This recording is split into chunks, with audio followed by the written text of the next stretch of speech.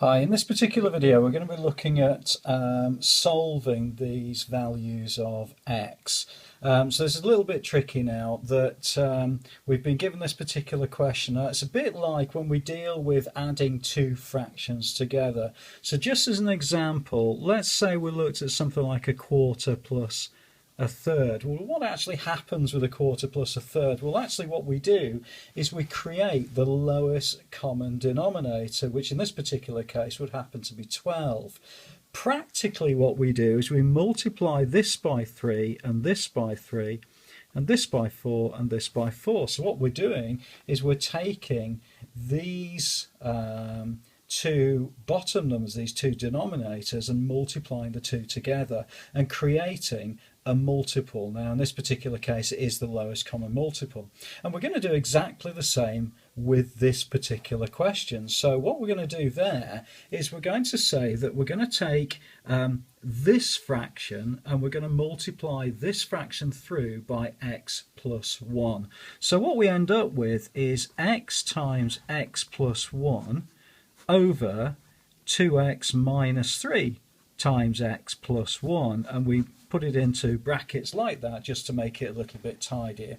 So that deals with the first fraction. The second fraction we do exactly the same. So this time, however, I'm going to multiply by 2x minus 3. So that becomes 2x minus 3. And at the bottom it becomes 2x minus 3. I'm just writing it the same way around just so it's not too confusing, multiplied by x plus 1, and that equals then 1. So it gives us now the ability to have this lowest, or this common denominator, and I'm just going to write that out at the bottom as being 2x minus 3 multiplied by x plus 1.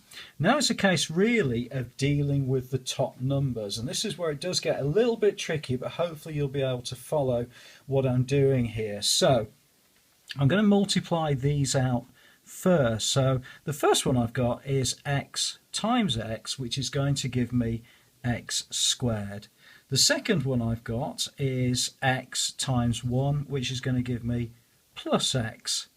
Then on the second fraction I've got 4 times 2x, which is going to give me 8x, and on the last bit of it I've got positive 4 times minus 3, which is going to give me minus 12. And don't forget that when we've done all of that it still equals 1.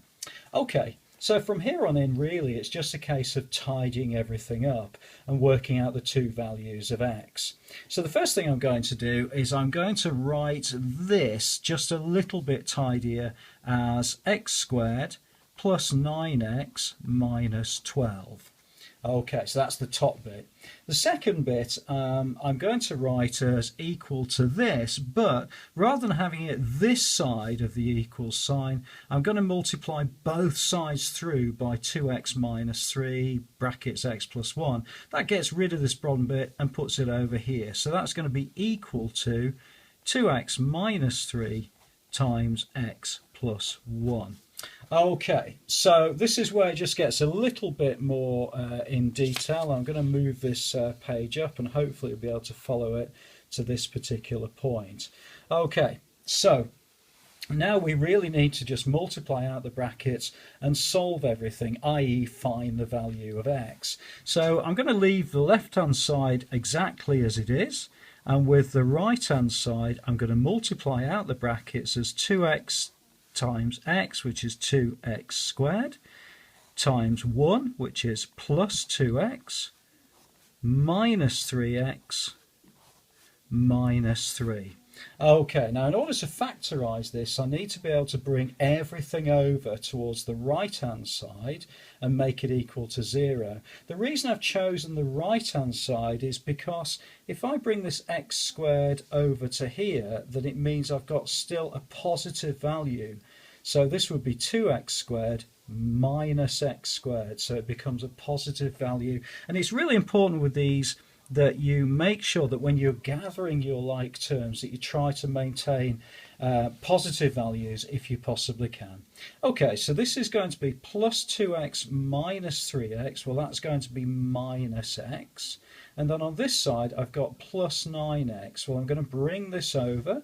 So that's going to be minus x. And this would be then minus 9x. So that's going to be minus 10x. And then finally, I've got minus 3 here. And I've got minus 12. Well, don't forget, when I bring this over to the other side, it's going to become a positive. So what I'm going to end up with is minus 3 plus 12, which is going to give me plus 9.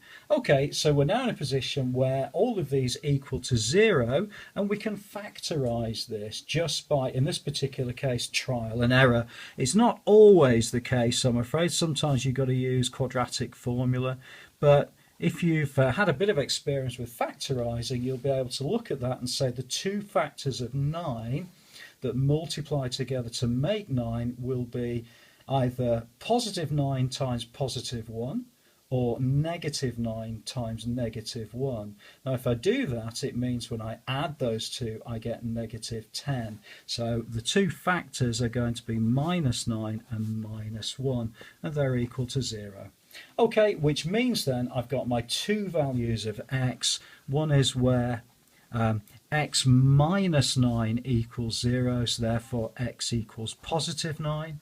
And the other, if I just if you just hide that a little bit and look at that one, that's x minus 1 equals 0. So therefore that's going to give me my other value of x, which is x is positive 1. And this will answer, or that will answer this particular question. So it does take a little bit of time to work through, but hopefully that's been useful to you. Please do have a look at the site, add a comment below. I'll always come back to you, and I'll look forward to seeing you inside the next video.